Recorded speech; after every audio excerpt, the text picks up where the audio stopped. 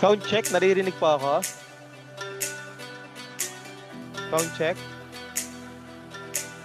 Yes, sir. Yung Naririnig audio, po. naririnig rin po? Opo, sir. Thank you po. May background music, sir. Okay po, thank you po, thank you.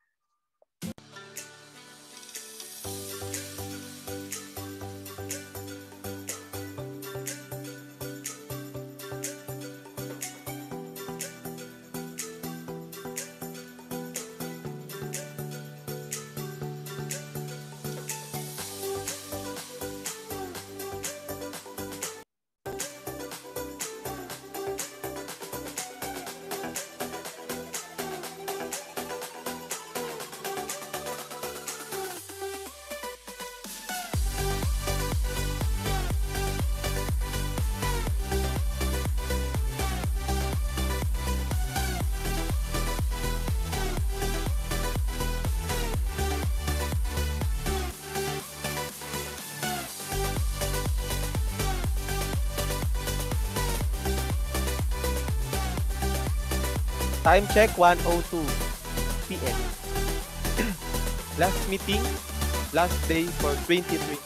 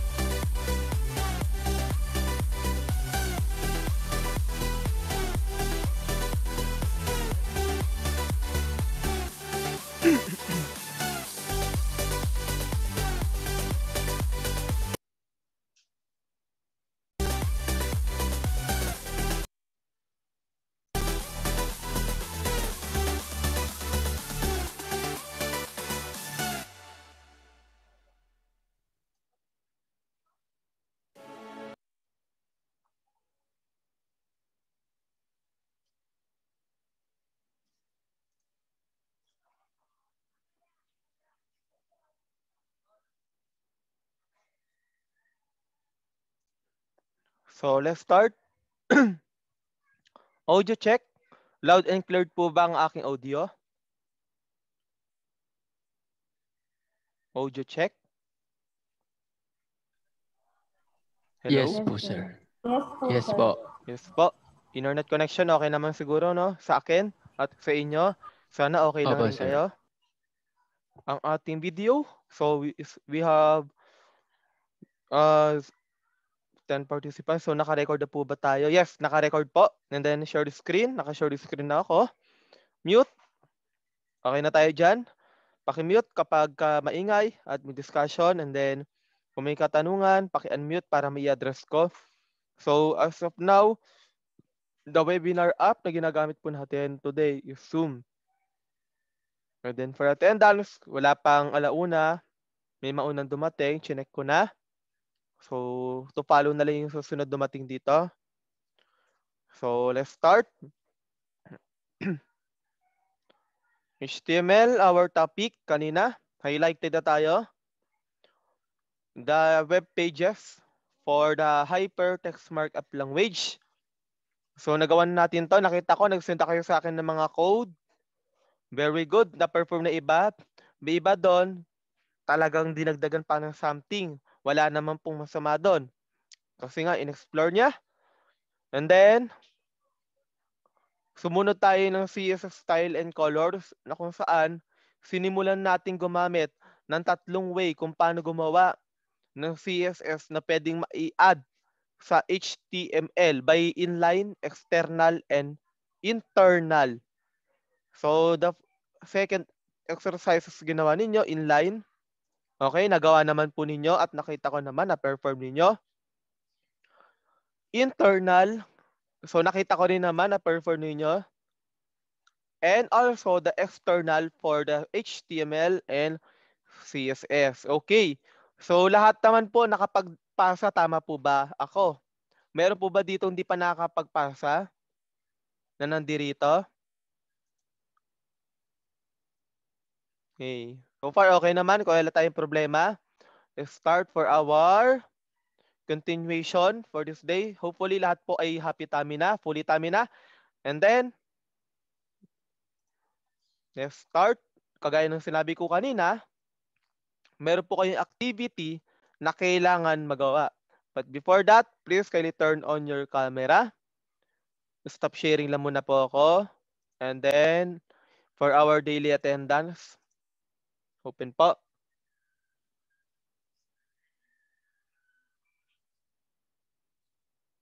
Sige lang, kung iba kumakain pa, kain lang.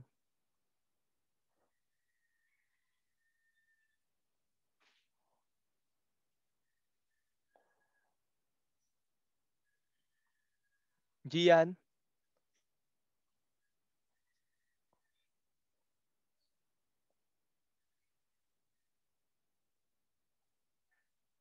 Okay? And Andrea, sige, sige. Attendance, 1, 2, 3, and smile. Last one. 1, 2, 3, smile. Thank you. Save. Share screen tayo.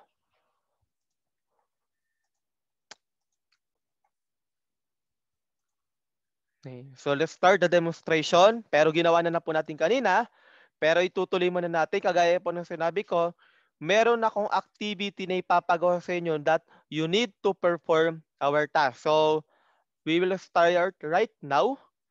So kung naaalala po ninyo, sinabi ko dapat nakalikom na kayo ng picture na gagamitin nyo. Ang tanong, may picture na po ba kayo na ipon? Litrato nyo, pwede po yung nakaraang Pasko, yung mga pagkain lang man, okay na rin po yun. Oh, let's start. Activity. So, sinabi ko, instead of 150. Sige, buwasan natin. Para hindi masakit sa bulsa yung 50, gagawin nating 25. 25 picture lang. So, sa 25 na yon, kailangan magawa nyo po yon. So, ang mangyayari rin po doon, kailangan nyo po isend sa akin yung mismong gawa nyong file. Or, mag-share screen kayo sa akin. Dalawa lang yon.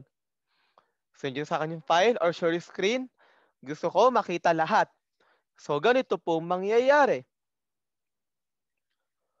So, ang ginawa ko sa akin, open lang muna natin. Right click. Uulitin ko yung kaninang pinerform ko. Open my browser. As you can see here, meron akong ginawa na sample for my gallery. Ito yung pinaka main page.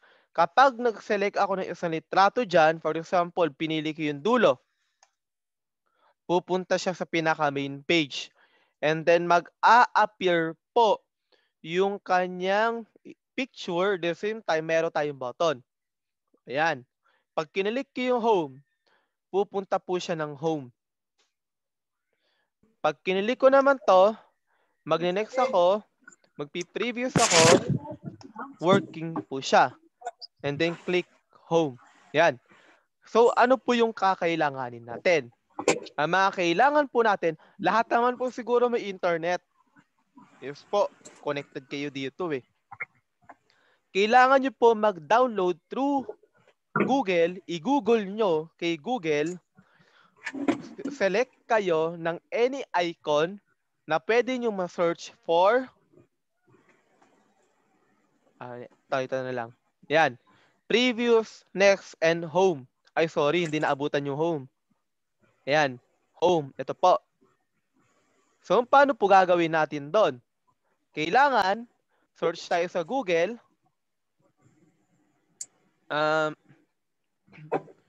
Clip art arrow left and right. Kayo po bahala mamili. Yan. Pero kung gusto niyo naman po i-Photoshop, mas maganda. Kasi sariling gawa nyo. So, kayo na po bahala dyan. And then, clip art home. Or kaya, main. May kulang to, clip art icon. Main menu. Kaya araw na ganyan. It except to you, kayo po bahala mamili. Yun lang po ha. So, i-google nyo na lang kay Google yung mga kakailanganin ninyo. And then, your at least 25 pictures. Kayo po bahala, pero dapat nandun ang litrato ninyo. Kung family picture, okay lang po. Kung yung litrato na nagsimba kayo, o ano po ba, na religious group, anything, wala pong masama sa akin yun. So, we will start. Ang gagawin ko, open natin. Paano ko ba nabuo yan? Bago muna yon, tignan muna natin maigi. Baka kasi mamaya malito po kayo. Dito, meron kayong makikita. Ayan. Ano po nakita nyo? Nilabel ko siya ng 1, 2, 3, 4, 6. Basta nilabel ko siya ng number. And then, pinangalanan ko siyang HM for home. Next, previews. Yan, obserbahan nyo po maigi. And then, balik ako. Ang container niya, ano pangalan ng folder niya? Anyone? Picture. Tignan nyo po. Okay. Ito yung kanya mga HTML files. Titignan natin. Inopen ko na yung main. Yung page na open na rin natin. O sige, gusto na makita yung page. Right click. And then, Microsoft Edge. Ayan. So, paano po nangyari yan? We will start today. Right click ako sa main. And then, i-edit ko. May kapareho pala ako dito. Tama, Martin? Ito rin gamit mo. Yes Tama po. ba ako? Yes po. Apo, sir. Yan. Dinownload mo or dating meron ka na rin? Nandito na. Gamit ko po talaga, sir. Sige lang. Walang problema yan. So, I will open this using my notepad.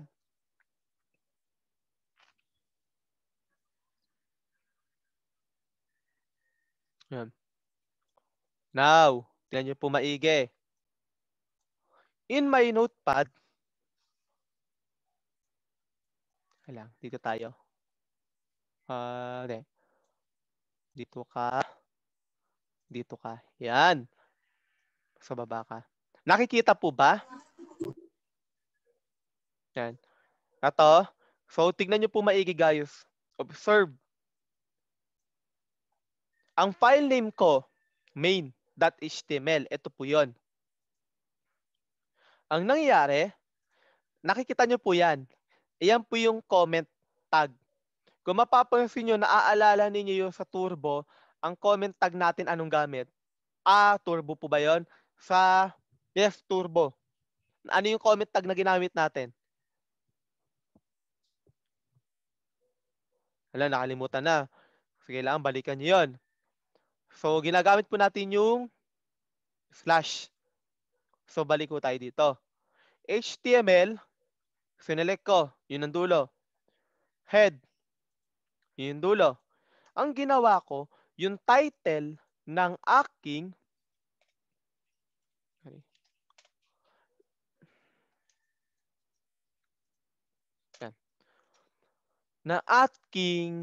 file title ng main photo gallery. Nag-declare ako ng body Ang BG color, powder blue. So, para ma-move ko ang aking gallery object word, yan, nakikita nyo, yung my gallery, tinawag ko si Marky. Behavior, scroll. Ibig sabihin, ang kanyang movement ay scroll. From what position? Ang direction niya, going to left. Yan. And then, ang scroll amount, 10. Tingnan nyo pag ginawa kong 100. Save. Refresh ko. Ano observe nyo po?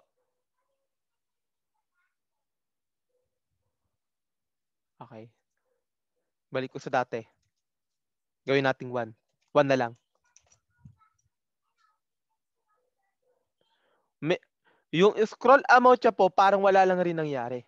So far, kung daw nagkakamali, yung kanyang movement, hindi lang kasi natin masyado mapansin ang binibilang dito. So, balik tayo sa 10. Sumunod, yung font face. Ayan na po. Font. Nakikita nyo po yan sa pag-e-edit kagaya ng Microsoft Word, Excel, PowerPoint. Ang ginamit kong font text, pero font face ang declaration ng HTML Old English. Para hindi po kayo mahirapan sa pagtatawag ng mga font style or font text or color, pwede nyo pong bisitahin yung Google and then mag-search kayo HTML color coding o kaya naman HTML font face or font text. Yun po yun. Kasi hindi naman lahat ay kabisado natin. So size, ayan po yun. T. Ang kanyang color, yan, brown po yan. And then, closing tag. Ay, sorry. Marquee. Ito po pala yun, no? Sorry. Iba ako na tinuro. Ito po yan, ito po yun. Marquee and marquee. Ito po siya. So, yung tinuturo ko kanina, yung behavior ng marquee. Yan. So, ginawa kong H1 para mas readable, mas malaki po. Pero pag ginawa ko siya, kung naalala nyo, H6 gagamitin ko. Save. Yan. Nag-adjust to. Ngayon na. Maliit siya. So, balik natin. H1. Save. So, yung tinuro ko kanina, ito yung behavior ng marquee natin. And then, yung ginamit natin para mag-movement siya, marquee. Kaya may marquee ito, ang dinideclare na to ay ito. Now, balik na ho tayo dito or punta na ho tayo dito.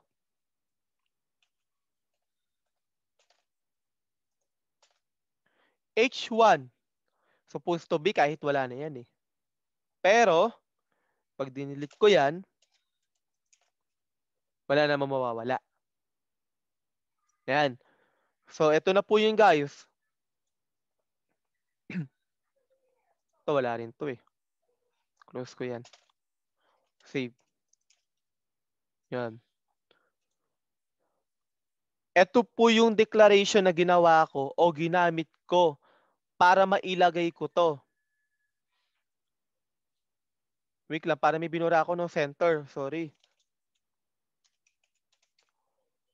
Closing center.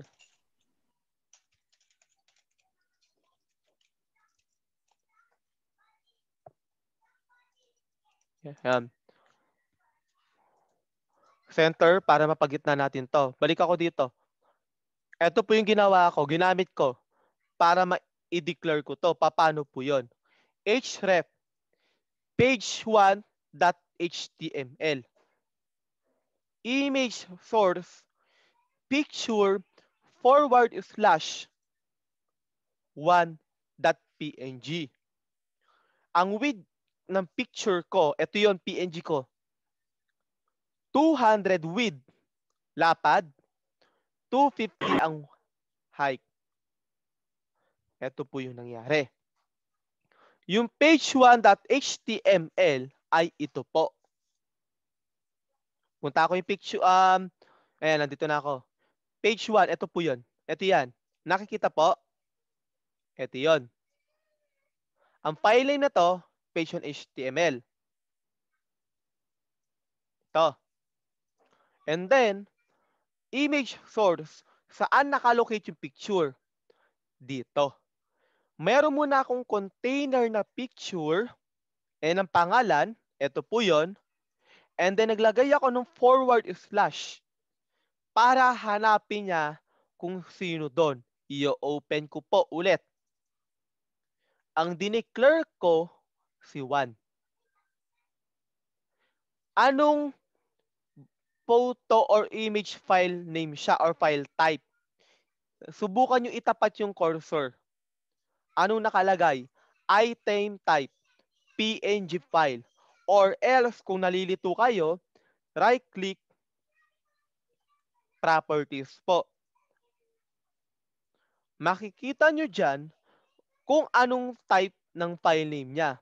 Ayun o. .png. Kung kaya naman, nilagay ko 1.png. Ang sukat nila ay ayan po. Sir, another, uulitin ko sa pangalawa. Page 2.html. Ito po yon. Ang picture niya, folder. Sabi ng picture, folder name. Yan, folder name ko, picture. And then, yung 2.png, ito yung kasunod niya. Ito yung tinatawag kong litrato. And then, yung sukat ko ay ito po. Yes po, may nagtaas sa kamay. Depende po. Kung ano po yung nasa MS Word nyo, ayun po atang pwedeng gamitin ng mga phone. May iba po working, may iba hindi. Pero siguro kaya sasagot ko depende. Pero may iba gumagana po. Yan. So balik ulit tayo dito. Yun lang po yun. Kung malilito kayo. So now, sir, nailagay nyo po yung 4. Tama. Nailagay ko na. Center para po magitna yung position ng aking image or gallery. And then, closing body tag, kabuuan po niya nasa loob. And closing or end HTML tag, save ko. Ngayon, sir, kung nakagawa na ako ng main, gagawa naman ako ng per individual HTML. How? Tignan natin yung ginawa ko. Ito, isa. Right-click, edit with notepad. Tignan nyo po maigi.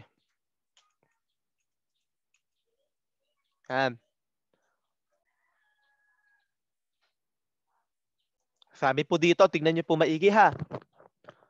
Pare-pareho, wala namang kaso dito kung magkakaiba yung pangalan. Pero pinapareho ko na lang para at least alam yung indicate title ko. Ito na po yung ginawa ko. Under ng page1.html, ayun yung file name, tignan nyo po. Page1.html. Yan ha. Ang kanyang body color, body BG, background color, ay corn silk. Tignan nyo po.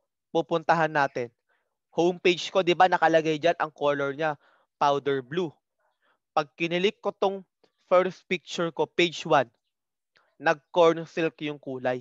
Nagsolo ko ng litratong kulay, background color. Pwede po yun. Now, balikan natin. Ito po sabi. href, ilolocate niya kung ano yung pinagmulan niya. Main. Sino ba yung pinagmulan niya? Etong HTML main. Bakit po? Kailangan doon sa area na yon, ma-display niya yung picture, eto yung picture, yung folder na picture na meron akong icon of litratong previous.jpg. Nasaan yung previous ko? Yun. Na ito ang sukat niya. Parang kagaya kanina. Now, tapos na po yan, sir. Open closing tag. Kasi ini-indicate niya na hanggang dito lang po. Yan. Sumunod. Center, pinagitna ko. Image border 8. Bakit may border? Tingnan natin. Nakikita niyo po yan? Yung border ng gilid ng aking image. Yan. So, border 8, gawin kong 20. Save. Refresh F5. Umapal. Balik natin sa dati. Save 8 lang. Yan. Yun po yung trabaho niya. Picture1.png kasi nga po, ang ilalagay ko sa under page1.html yung picture ko.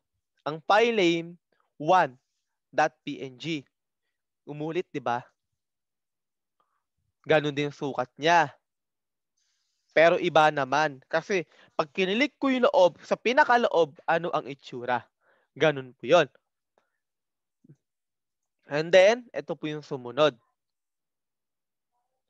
Aref, page2.html. Teka lang po baka malito kayo. Kanina main. Ngayon, page2.html. Itutuloy muna natin. Align right. Sabi na align right, ang pwesto niya po, gawing kanan, right. Na kung saan, ang nakalagay dun sa picture na yon, eto yung picture, folder ng ating, folder, pangalan ng ating folder. Yan po yun.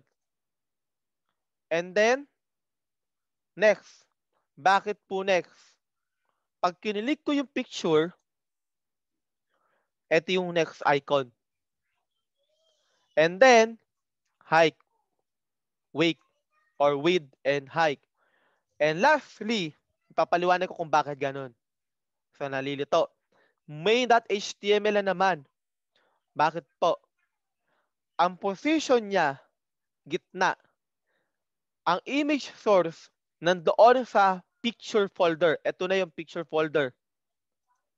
Ito yun. Picture, open ko yan. Na ang kanyang pangalan, hm.jpg. Ito yun. At itong sukat.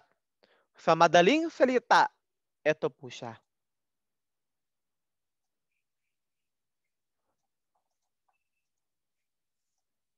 Yan. Itong main.html, nakalocate previous. Ito po yung tinatawag niya.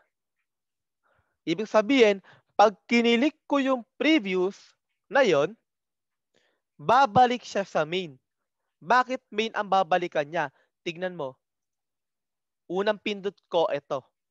Unang pindot ko, ito. Pag bumalik ako, ito lang yung babalikan ko.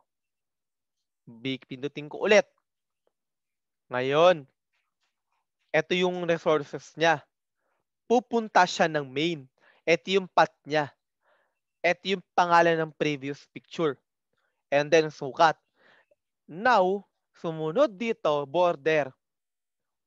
Para sa gilid. Dito na ako ulit. href page2.html. Align is right. Ito yung right. Na kung saan, yung right na tinutukoy ay yung picture na next. Ito yun.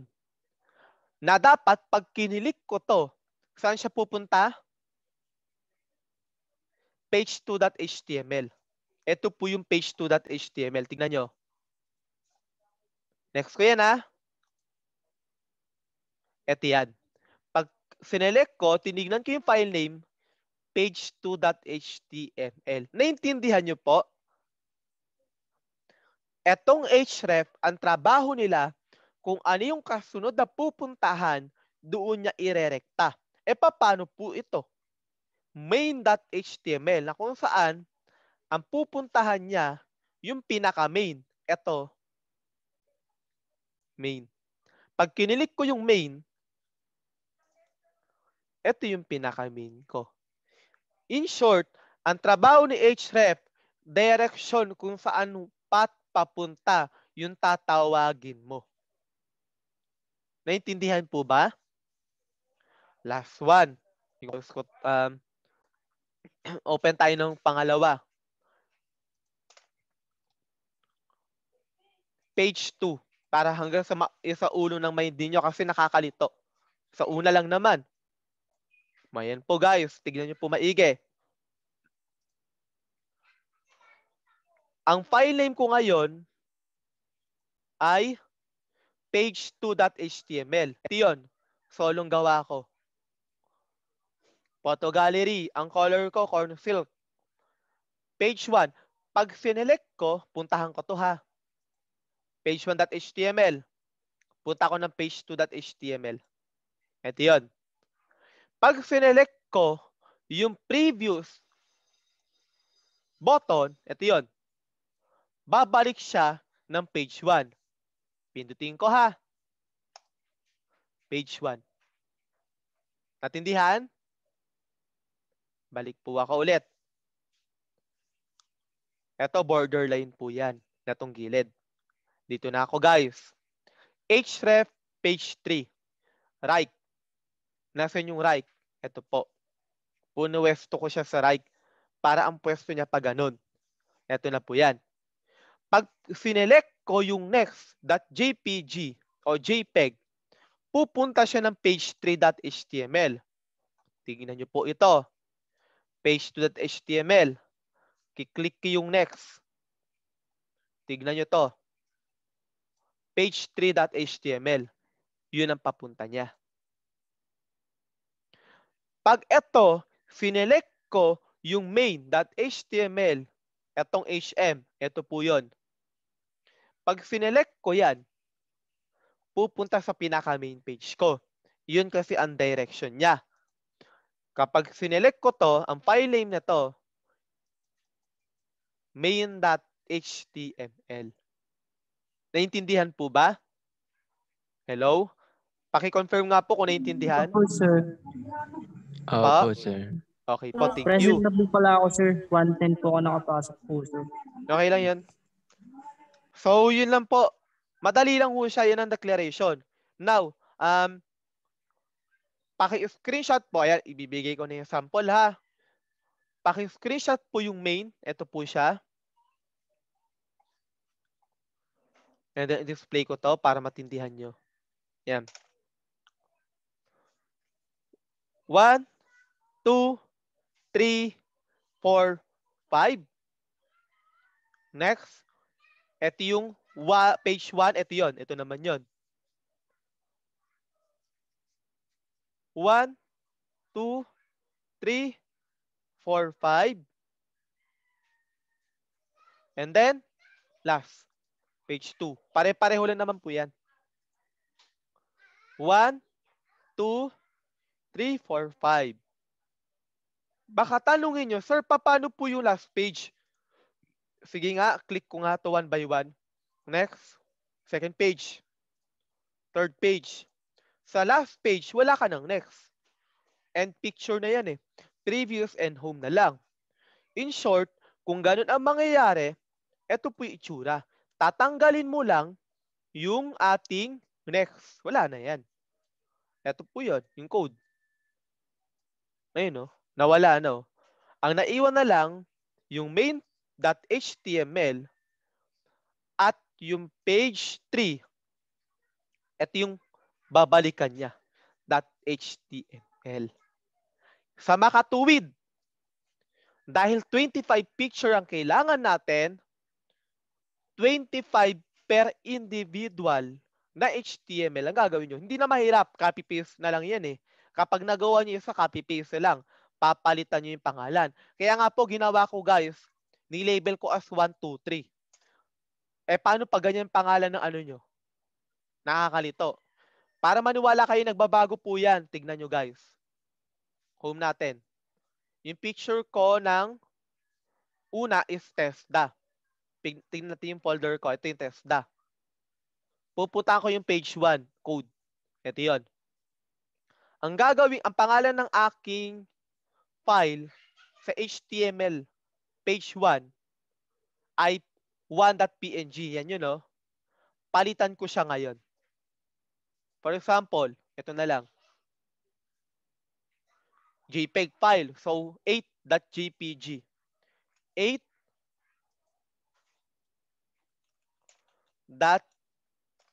8.jpg. JPEG. Save. 8. Ito po yun, ha. Ito po yun. Kapag nirefresh ko to, so hindi nagbago. Kasi nga, saan ka nag-edit? Page 1. O, pindutin natin to. Nagbago. Nakuha nyo po? Sir, gusto ko magbago rin yon. Kung gusto mo magbago, ito po yon. Palitan natin. 8.jpg. Save. I-refresh ko, guys. I-home ko. Yun, nagbago na. Kung ano ang itsura nito, kung sino yung nasa main, ganun din dito. Ang pinagkaiba lang, merong tayong previous, ang nakaraan, meron tayong next. Ang susunod, meron tayong main, ang pinakabalikan niya ng lahat. So, pare-pareho lang po yan. Babalik ko sa dati.